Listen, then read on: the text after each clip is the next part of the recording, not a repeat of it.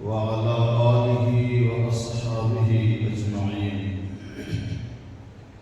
أعوذ بالله من الشيطان الرجيم. بسم الله الرحمن الرحيم. يا أيها الذين آمنوا كتب عليكم الصيام كما كتب على الذين من قبلكم لعلكم تتقون. صدق الله العظيم. قابل احترام بزرگوں، دیکھتے دیکھتے رمضان المبارک کا آدھا مہینہ ہمارے بیچ سے رخصت ہو گیا.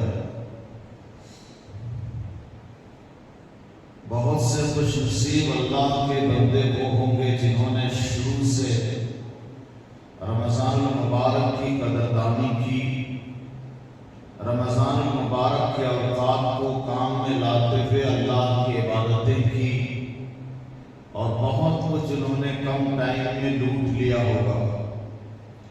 ہمارے میں سے بہت لوگ وہ ہوں گے جنہوں نے سوچنے میں ہی ابھی تک کا پورا ٹائم ختم کر دیا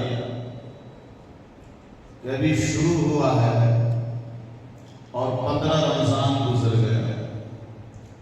ہمارے میں سے بہت سارے لوگ ہم جیسے وہ ہیں جنہوں نے 15 رمضان مبارک تک ٹوٹی پھوٹی کچھ عبادتیں کی اور اسی کو بہت کچھ سمجھ لیا.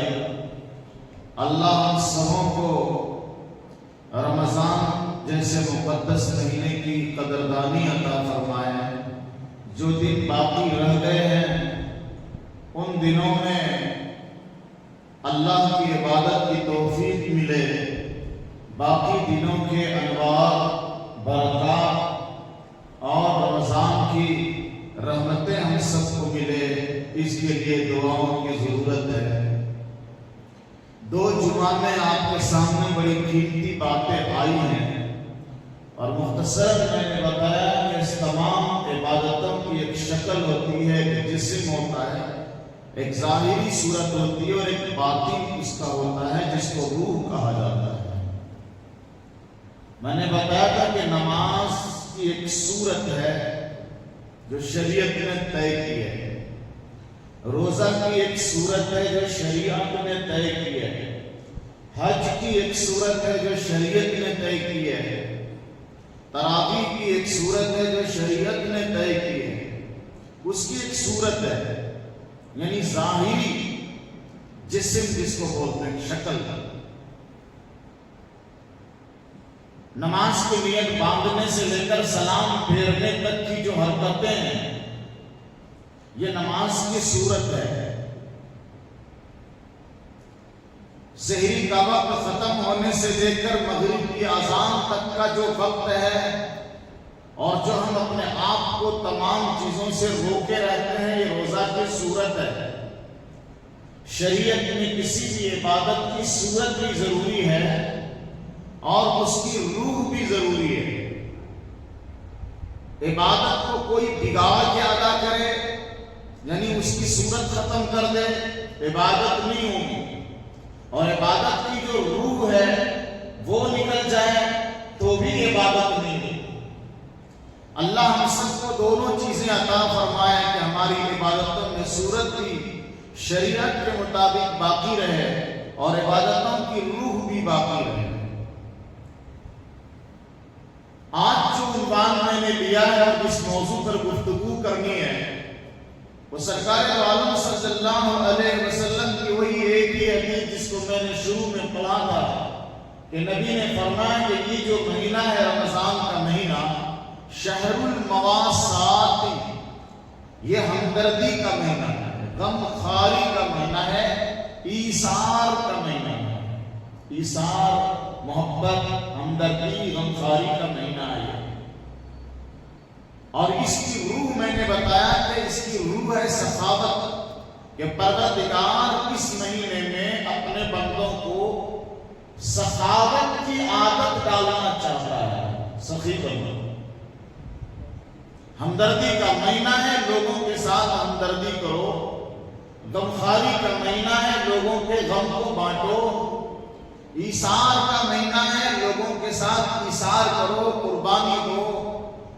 دکھ میں ان کے کام آ جاؤ، ان کی پریشانیوں میں ان کی مدد کرو، یہ مہینہ اس کا ہے۔ اور میں نے بتایا تھا کہ پروردگار عالم اپنے بندوں سے یہ کام اس لیے کرانا چاہتا ہے تاکہ پروردگار خود اپنے بندوں کی مدد کرے۔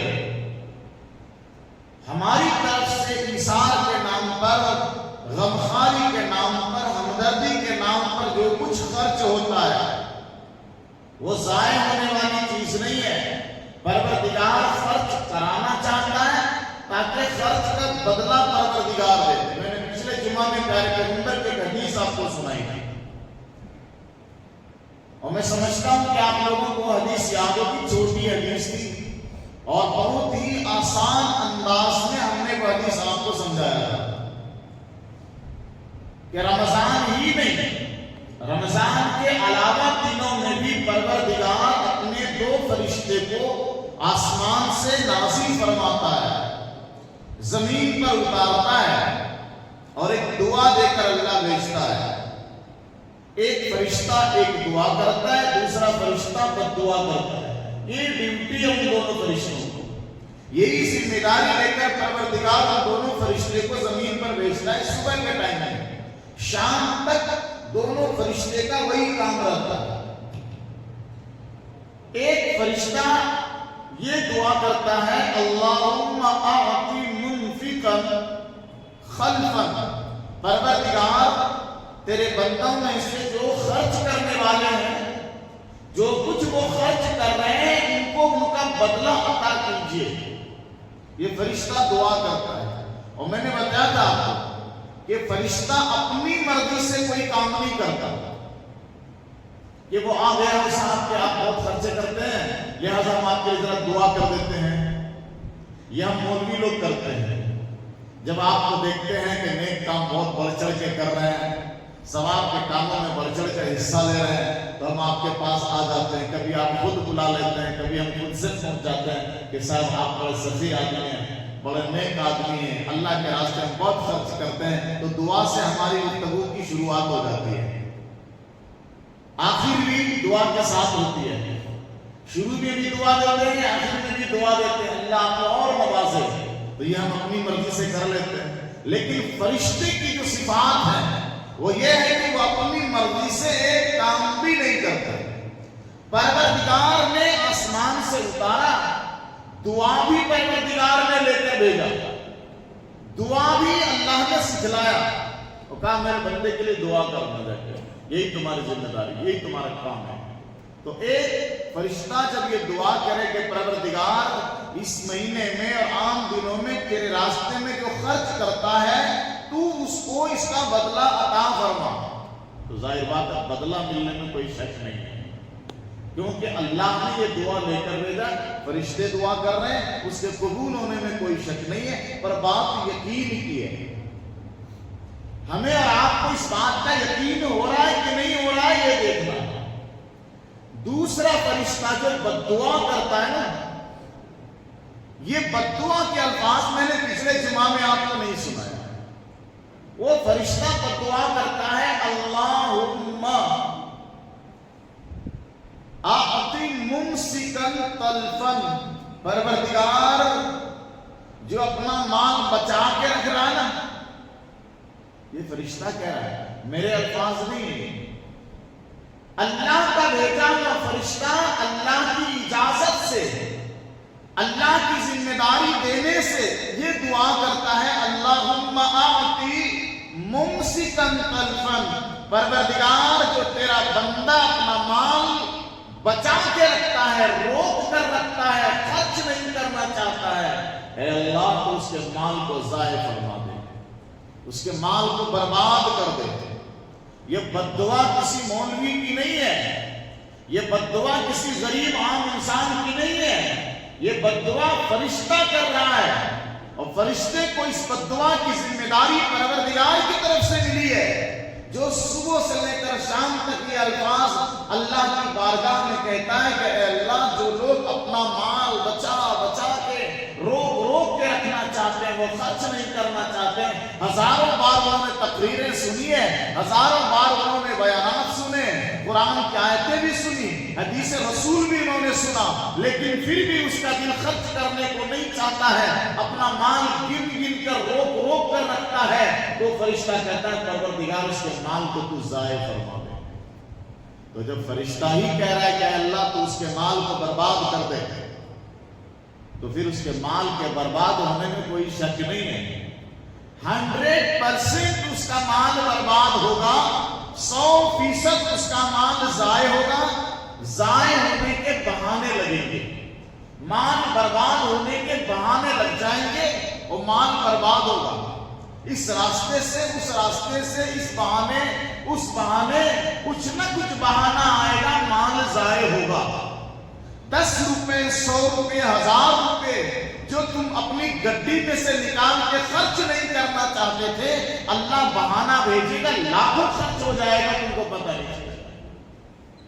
تم نے کسی کو دیا 2 لاکھ لے کے بیٹھ گیا، گھر میں کوئی بیمار ہو گیا 3 لاکھ خرچ ہو گیا، کسی کاروبار میں لگایا ٹوٹ گیا، یہ سب بہانے ہیں۔ پروردگار کا فرشتہ بد دعا کر رہا ہے، اللہم آتی ممسکن تلفن، اے اللہ جو روکتا ہے ضائع کر دے، اور یہ اللہ کی مرضی سے بد دعا کرتا ہے۔ اللہ ہم تمام لوگوں کو اللہ کے ان فرشتوں کی بد دعاؤں سے محفوظ فرمائے، اور جو فرشتے ہماری نیکیوں پر، ہمارے خرچ پر اللہ کی بارگاہ میں نیک دعا کرتے ہیں، اللہ ہم سب کا حصہ ان کی دعا میں رکھے، ان کی دعاؤں میں ہم سب کو شامل فرمائے۔ یہ مہینہ خصوصیت سے خرچ کرنے کا ہے۔ میں نے پچھلے سال میں ایک بات کہی تھی کہ دنیا میں جتنی قومیں ہیں، جتنے مذاہب کے ماننے والے ہیں، یہ امت مسلمہ کی اسپیشلٹی ہے، یہ مسلمانوں کی خصوصیت ہے۔ صرف مسلم قوم کے اندر انفاق فی سبیل اللہ، یعنی اللہ کے راستے میں انسانیت سے ہمدردی دکھاتے ہوئے خرچ کرنے کی اتنی اونچی تعلیم ہے صرف اسلام کے اندر، اور الحمدللہ کم ہی صحیح۔ اگرچہ مسلمان آج کے دور میں شریعت پر تمام مکمل عمل نہیں کر رہا، لیکن جتنا بھی کر رہا ہے دنیا کی تمام قوموں کے مقابلے میں صرف مسلمان قوم ایک ایسی قوم ہے جو اپنوں پر بھی دوسروں پر بھی دنیا کی ساری قوم کے مقابلے میں بے پناہ خرچ کرنے والی قوم ہے۔ صرف اس قوم کا مزاج ہے زکوٰۃ کے نام پر، صدقے کے نام پر، خیرات کے نام پر، عطیہ کے نام پر، فی سبیل اللہ کسی کی مدد کرنے کے نام پر خرچ کرنے کی جو اسپیشلٹی ہے وہ اسی قوم کی ہے۔ باقی دنیا کی کوئی قوم اس طرح خرچ نہیں کرتی، اس طرح نہیں کرتی۔ ایک قوم ہے جس کو سکھ قوم کہا جاتا ہے، اور وہ اپنے گردواروں میں جو ہے لنگر کھانے کھولتے ہیں، اور اس کھانے میں بھی بے پناہ وہ خرچ کرتے ہیں، لیکن اس کا اتنا خرچ کرنا لنگر کھانے میں مسلم قوم کے خرچ کے مقابلے میں کچھ نہیں ہے۔ ہم اگرچہ لنگر نہیں چلاتے، لیکن زکوٰۃ کے نام پر، صدقات کے نام پر، عطیات کے نام پر، انسانی ہمدردی کے لیے امداد کے نام پر صرف واحد یہ قوم ہے پوری دنیا میں جو خرچیلی قوم ہے۔ یہ الگ بات ہے کہ شیطان کی نحوست ہمارے اوپر چھاتی ہے، ہمارا نفس ہمارے اوپر غالب آتا ہے، اور شریعت کی جو چاہت ہے، شریعت کا جو منشا ہے، اللہ کی جو چاہت ہے، ہم اس کو پورا نہیں کر پاتے ہیں، مال کی محبت میں مبتلا ہو کر ناکام ہو جاتا ہے۔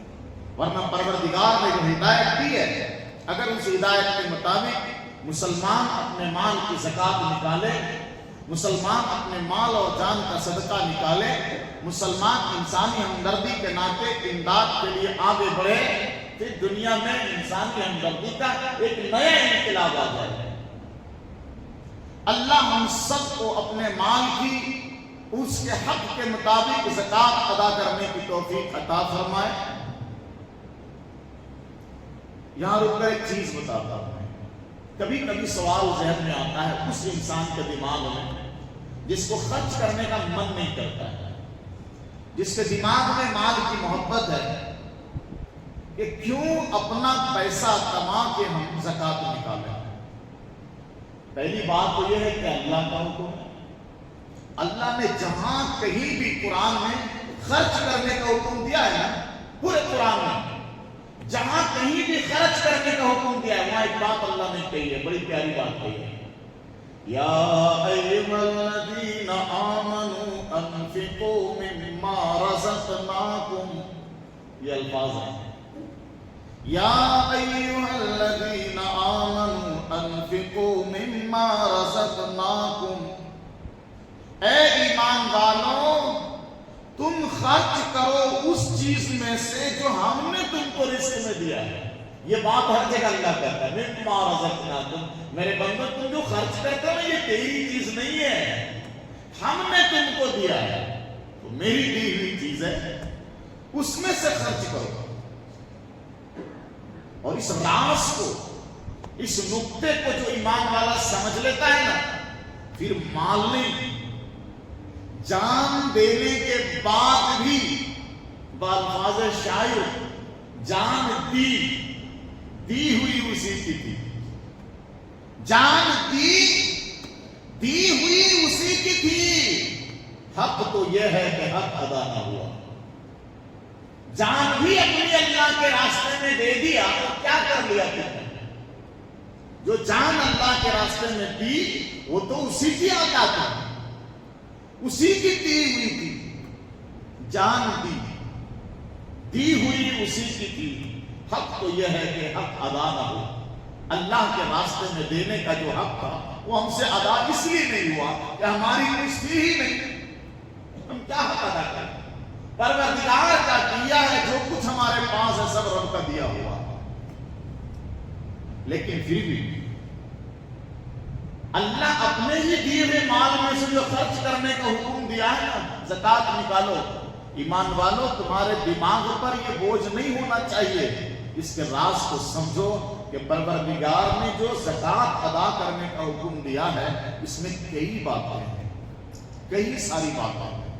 ایک بات تو یہ ہے،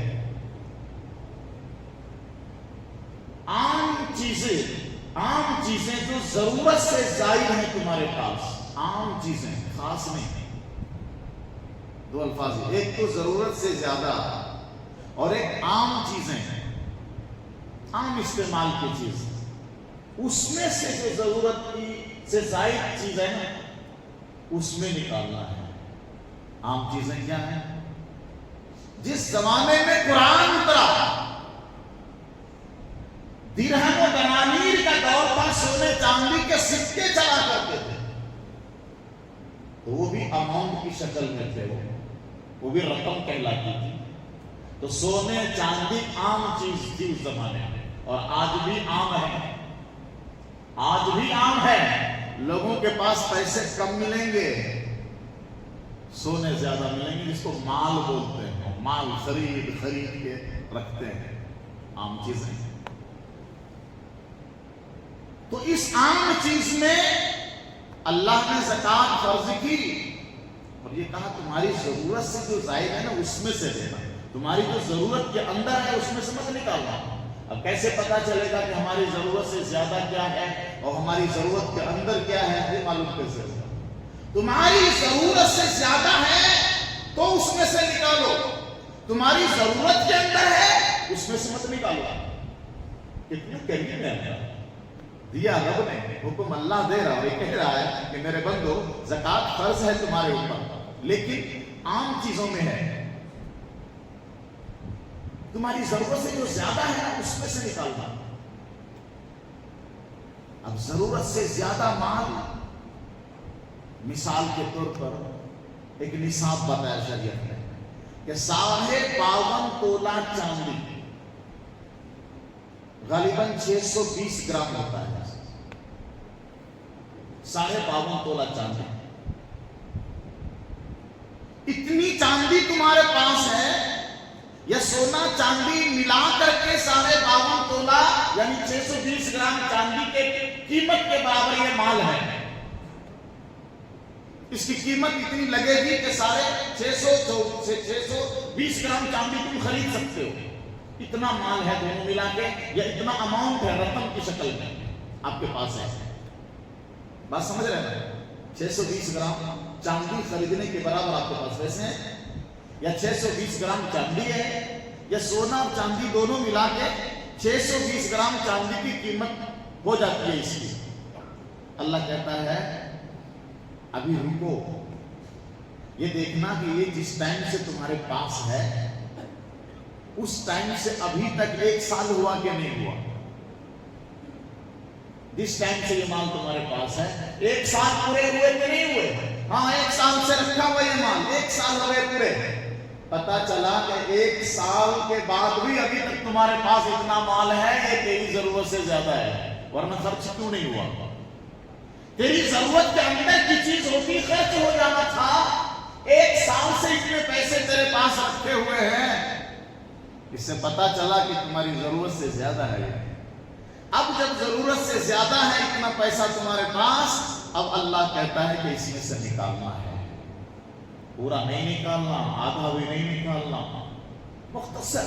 اللہ کہتا ہے 2.5% نکالنا. 100 روپے میں 2.5 روپے، اتنا ہی نکالو بس، زیادہ نہیں چاہیے. اتنا نکالو. کیا بوجھ ہے یہ؟ ضرورت سے زیادہ ہے، 2.5% اس میں سے نکالنا ہے، ضرورت سے زیادہ ہے. تجارت کا مال ہے اس میں سے 2.5% نکالو. تمہارا جو رہائشی مکان ہے مت نکالو اس میں سے کچھ. دکان ہے مت نکالو اس میں سے کچھ. دکان کے اندر جو مال ہے اس کا نکالنا، وہ بیچنے کے لیے ہے نا. لیکن دکان ہے، مکان ہے، زمینیں ہیں، جائیداد ہیں، اس کا مت نکالو. وہ کتنا کرم فرما رہا ہے. سونے ہیں، چاندی ہے، اس کا نکالنا. تو یہ جو راز ہے اس کو اگر امت سمجھ لے تو زکات نکالنا آسان ہے، اور سمجھنے کی جب کوشش ہی نہیں کی جائے گی تو بہت مشکل ہے. پھر وہی ہوگا کہ چندہ لینے والا آیا، پھاڑو ایک رسید حضرت 50 روپے، تم بھی ایک رسید پھاڑو حضرت 200 روپے. 20-50 مولویوں کو چندہ دے دیا، اب ختم ہو گیا حضرت. نہیں ہے، اپنے مال کا حساب ہی نہیں کیا. سونا چاندی گھر میں کتنا ہے حساب ہی نہیں کیا. تجارت کا بزنس کا مال کتنا ہے حساب ہی نہیں کیا.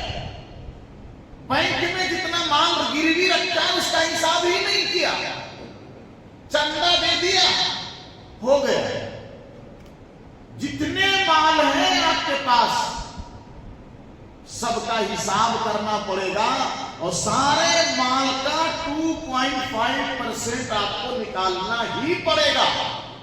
یہ ایسے ہی جیسے ایک آدمی نے نیت باندھی 4 رکعت نماز کی، 4 رکعت نماز پوری پڑھی اس نے، پر آخری رکعت جو تھی 4 رکعت والی نماز کی اس میں انہوں نے ایک سجدہ چھوڑ دیا، بس زیادہ نہیں چھوڑا.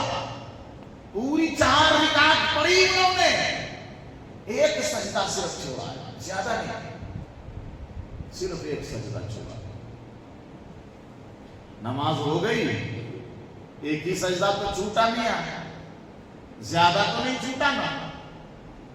4 رکعت میں ہر رکعت میں 2 سجدہ ہوا، تو چوتھی میں صرف ایک سجدہ چھوٹ گیا. کیا ہوا؟ نماز ہو گئی؟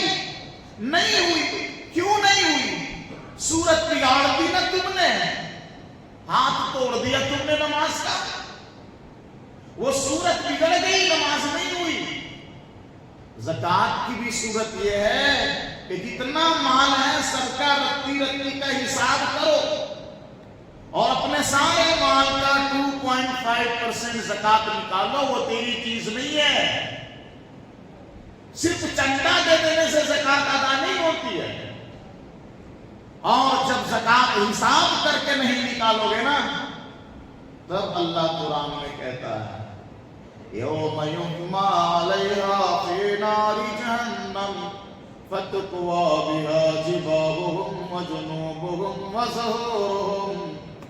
تمہارا یہ مال قیامت کے دن تپایا جائے گا، تمہاری پیشانی کو بھی داغا جائے گا، پہلو کو داغا جائے گا، تمہاری پیٹھ کو بھی جلایا جائے گا، اور یہ مال وبال ہے تمہارے لیے۔ تم جو کہتے ہو کہ مولوی لوگ چندے کا مال کھاتے ہیں، جو لوگ زکوٰۃ نہیں نکالتے ہیں وہ بھی چندے کا مال کھاتے ہیں۔ کیوں؟ کہ وہ جو مال میں زکوٰۃ کا مال رہ گیا نا، وہ ہمارا ہے ہی نہیں صاحب۔ وہ زکوٰۃ کا مال چندے والا ہے، چندے والے کو دو، غریبوں کا ہے غریبوں کو دو، مدرسے کا ہے مدرسے والے کو پہنچاؤ۔ اور اگر اپنے مال میں ملا کر رکھ لیا تو ہم نے بھی تو یتیموں کا مال کھا لیا نا۔ ان الذين ياكلون اموال اليتامى ظلما، جو لوگ یتیموں کا مال کھاتے ہیں اس طرح سے ظالم بن کر، وہ اپنے پیٹ میں آگ بھر رہے ہیں، آگ۔ تو یہ زکوٰۃ اور اسی طرح سیم ایک چیز اللہ نے رمضان کے مہینے میں ہمارے اوپر واجب کی، صدقۃ الفطر، یہ بھی واجب ہے۔ فرق صرف یہ ہے کہ زکوٰۃ میں ضرورت سے زائد ایک سال کے بعد اس کا 2.5% نکالنا ہے۔ وہ سامان تجارت ہونا چاہیے، رقم ہونی چاہیے، یا پھر سونا چاندی ہو۔ لیکن صدقہ فطر میں یہ تفصیل نہیں ہے۔ گھر میں سامان ہے، استعمالی سامان ہے، لیکن ضرورت سے زائد ہے، اس کا حساب بھی ہوگا۔ فرنیچر کا بھی حساب ہوگا، ٹی وی کا بھی حساب ہوگا، اور سب جوڑیں گے تو پھر 620 گرام چاندی کے برابر قیمت ہو رہی ہے گھر کے سارے سامان کی، صدقہ فطر دینا پڑے گا۔ اس طرح سے ہر مسلمان کا صدقہ فطر ہے۔ سوال یہ ہے کہ صدقہ فطر کیوں واجب ہو گیا؟ پروردگار کے حبیب حضرت محمد مصطفیٰ صلی اللہ علیہ وسلم نے 2 راز بیان کیا۔ صدقہ فطر کیوں دیتے ہیں رمضان میں؟ حضور کہتے ہیں، حضور صلی اللہ علیہ وسلم ارشاد فرماتے ہیں، طُهْرًا لِلصِّيَامِ مِنَ الرَّفَثِ وَاللَّغْوِ۔ روزہ رکھتے تھے نا، بہت ساری بے احتیاطی بد پرہیزی ہو جاتی تھی، روزہ رکھ کر بھی جھوٹ بولتے تھے، روزہ رکھ کر بھی بکواس فضول گفتگو کرتے تھے، ان سب کے کفارے کے طور پر یہ صدقہ فطر ہے۔ اور تم جو یہ صدقہ فطر دو گے نا، اس میں بھی ایثار ہے، ہمدردی ہے، غمخواری ہے، انسانی ہمدردی۔ جب تم یہ دو گے غریبوں کو تو اس پر ہمدردی ہوگی، جب تم یہ دو گے غریبوں کو اس کے ساتھ غمخواری ہوگی، اس کے ساتھ ایثار ہوگا، وہ کھانا کھائیں گے، ان کی ضرورت پوری ہوگی، ان کی زندگی میں خوشیاں آئیں گی۔ تو انسانیت کا لحاظ کیا گیا اس کے اندر، تو ہر مسلمان سے نکالو صدقہ فطر۔ اس بار صدقہ فطر کا اعلان بنگلور میں 75 روپے کا ہوا ہے، 70 پر 5 روپے، یہ عام ہے۔ لیکن جو صاحب حیثیت ہیں وہ اپنے کھانے پینے کے اعتبار سے بڑھا لیں، جس کوالٹی کی چیزیں آپ استعمال کرتے ہیں وہ بڑھا لیں، لیکن عموماً 75 روپے کا اعلان ہوا ہے۔ اللہ ہم سب کو توفیق دے صدقہ فطر ادا کیے بغیر کوئی نہ رہنا۔ میرے نبی نے فرمایا کہ عیدگاہ آنے سے پہلے پہلے صدقہ فطر ادا کر دو، تاکہ تمہارے صدقہ فطر سے غریبوں کے گھر میں خوشیاں آئے۔ تو انشاءاللہ زکوٰۃ بھی ادا کریں گے مکمل، بولو انشاءاللہ۔ صدقہ فطر بھی ہر آدمی اپنی طرف سے، اپنے گھر والے کی طرف سے ادا کرے گا، بولو انشاءاللہ۔ یہ دونوں چیزوں میں انصار ہے، ہمدردی ہے۔ میں نے کہا کہ دنیا کی واحد قوم ہے یہ مسلم قوم، جس کو اللہ نے اتنا بڑا سبق سکھایا ہے، اور پوری دنیا میں ایک انقلابی پیغام دینے والی قوم ہے خرچ کے اعتبار سے، انسانی ہمدردی۔ یہاں ایک مسئلہ میں بتا دوں کہ زکوٰۃ اور صدقہ فطر یہ 2 چیزیں ہیں جو ہم لوگ نکالتے ہیں۔ زکوٰۃ جو ہے نا یہ صرف مسلمانوں کو دینے کی چیزیں ہیں، اور صدقہ فطر اور اسی طرح نفلی صدقے جتنے ہیں یہ آپ غیر مسلموں کو بھی دے سکتے ہیں۔ انسانی ہمدردی کا آپ مظاہرہ کر سکتے ہیں، ایثار کا مظاہرہ کر سکتے ہیں۔ ہمیں تو اللہ نے ایسی ہمدردی، ایسی انسانیت سکھائی ہے۔ ہمارے پیشرو، ہمارے اکابر، ہمارے علماء، بزرگان دین نے جو کارنامے انجام دیے، ان کی زندگیوں میں جو واقعات ملتے ہیں بڑے نرالے۔ اللہ کا منشا کیا تھا؟ مسلم قوم کو فیاض بنانا، سخی بنانا۔ اللہ کہتا ہے میں سخی ہوں، تم بھی سخی بنو، میرے اندر سخاوت ہے، تیرے اندر بھی سخاوت آنی چاہیے۔ اللہ خرچ کرتا ہے، تیرے اندر بھی خرچ کرنے کا مادہ اور صفت آنی چاہیے۔ میں نے ایک واقعہ پڑھا ہے کتاب میں، ایک صاحب تھے عبداللہ بن عمر، سردار تھے قبیلے کے، بڑے رئیس آدمی تھے، جائیداد والے تھے، بڑے باغات تھے ان کے، نوکر چاکر غلام کنیز بہت سارے تھے۔ تو ایک دن یہ صاحب نکلے، اپنے باغات کا معائنہ کرنے کے لیے چلے جا رہے تھے کہ ذرا باغات میں کام کرنے والوں کو، کھیتیوں کو دیکھا ہوں۔ راستے میں ایک باغ ان کو ملا، جس باغ میں ایک غلام، حبشی غلام، کالا کلوٹا حبشی غلام کھانے پہ بیٹھا تھا، روٹی کھا رہا تھا، سوکھی روٹی اور کچھ چٹنی وغیرہ تھی وہ کھا رہا تھا۔ سامنے کتا بیٹھا تھا، ایک لقمہ خود کھاتا ہے، دوسرا لقمہ کتے کو دیتا ہے۔ کھانا ختم ہو گیا، سردار صاحب دور سے کھڑے ہوئے دیکھ رہے تھے، کھانا ختم ہوا، یہ قریب گیا اور غلام سے پوچھا 24 گھنٹے میں کتنی مرتبہ تمہارا کھانا آتا ہے آقا کی طرف سے؟ حبشی نے کہا صاحب صرف ایک ٹائم کھانا آتا ہے دوپہر میں 24 گھنٹے میں۔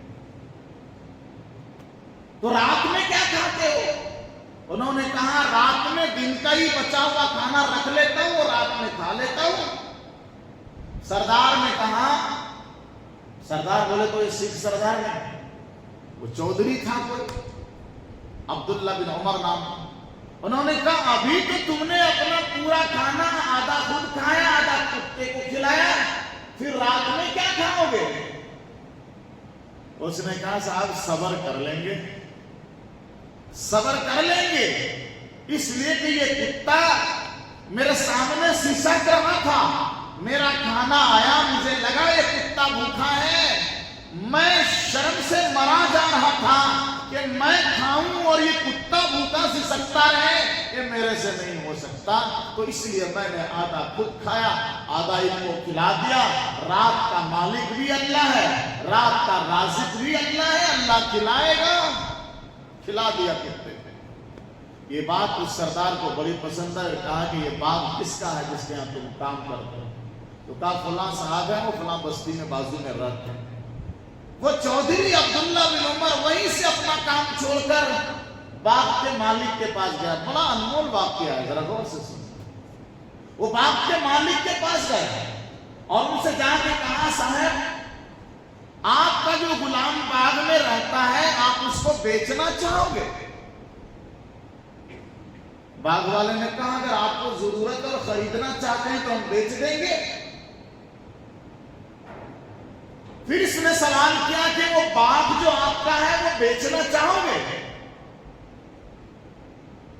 باغ کے مالک نے کہا اگر آپ مناسب قیمت دیں گے تو باغ بھی بیچ دیں گے، ارادہ تو ہے۔ کہا پھر قیمت لگائیے۔ دونوں میں مناسب قیمت لگی، غلام کو بھی انہوں نے خرید لیا، عبداللہ بن عمر نے، باغ بھی خرید لیا۔ واپس غلام کے پاس وہ آئے اور کہا خوشخبری ہو؟ کیا چیز کی خوشخبری صاحب؟ کہا ہم نے تم کو تمہارے آقا سے خرید لیا اور میں تم کو آزاد کر رہا ہوں، تم غلام نہیں رہو گے، تم آزاد ہو۔ اللہ کا شکر ادا کیا، کہا پہلے اللہ کا شکر ادا کرتا ہوں پھر آپ کا شکریہ ادا کرتا ہوں کہ اس غلامی سے میں نکلا۔ وہ اس آدمی نے کہا دوسری خوشخبری سنو۔ کہا کیا ہے؟ کہا یہ باغ میں نے خرید لیا، یہ دیکھ لو بے نامہ ہے، میں نے خرید لیا اور یہ باغ میں تم کو ہدیہ کر رہا ہوں، یہ باغ تم کو ہدیہ کر رہا ہوں۔ اتنی ہی بات تھی، بڑی بات نہیں تھی، لیکن اب بڑی بات آئی۔ اس غلام نے اللہ کا شکریہ ادا کیا اور اس سردار سے کہا کہ آپ کا بہت بہت شکریہ، آپ نے مجھے خریدا، آزاد کر دیا، آپ نے باغ خرید کر مجھے ہدیہ کر دیا، میں کہاں اس لائق کے اتنے بڑے باغ کا مالک بنوں؟ آپ کا شکریہ، آپ نے ہدیہ کیا مجھے، لیکن آپ گواہ رہیے سردار صاحب، آپ گواہ رہیے، میں آپ کو گواہ بناتا ہوں، اور یہ باغ جو آپ نے مجھے ہدیہ میں ابھی دیا، یہ پورا باغ میں سرکار دو عالم صلی اللہ علیہ وسلم کے شہر کے غریبوں کے لیے وقف کرتا ہوں، یہ باغ میں ان کو ہدیہ کرتا ہوں۔ یہ سخاوت ہے، یہ فیاضی ہے، یہ اثار ہے، ہمدردی ہے۔ اس غلام نے کہا کہ میرے سے زیادہ ضرورت مند مدینے کے غریب لوگ ہیں، یہ باغ میں اب ان کو ہدیہ کرتا ہوں۔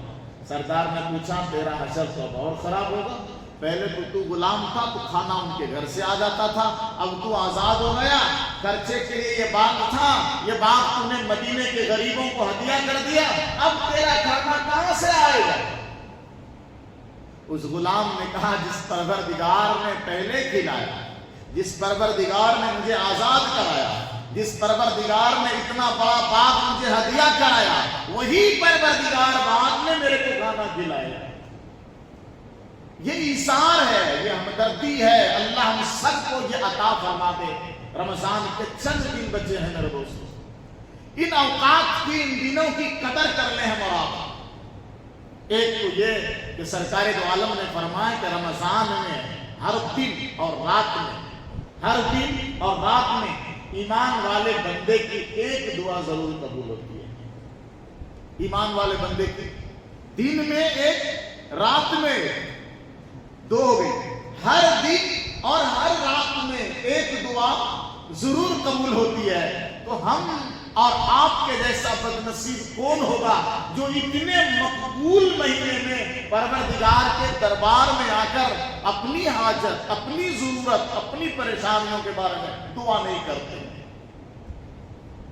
کیوں مسجدیں خالی ہوئی پڑی ہیں؟ رمضان میں بھی شروع کے 2-3 دن ہماری مسجدیں بھر جاتی ہیں اور پھر خالی ہو جاتی ہیں، پھر آخر کے 2-3 دن بھر جاتی ہیں۔ اتنا بڑا انعام پروردگار کی طرف سے مل رہا ہے۔ اللہ کے گھر میں بیٹھو، یہ وعدہ کرو کہ جو 15 دن بچے ہیں ہر دن اللہ کے سامنے آ کر اپنی ضرورت کے لیے ایک نئی دعا مانگیں گے، بولو انشاءاللہ۔ ہر رات میں ایک ٹائم آ کر اللہ کے دربار میں اپنی ضرورت، اپنی زندگی، اپنی آخرت کے لیے ایک دعا ضرور مانگیں گے، اور اللہ نے قبول کرنے کا وعدہ فرما رکھا ہے۔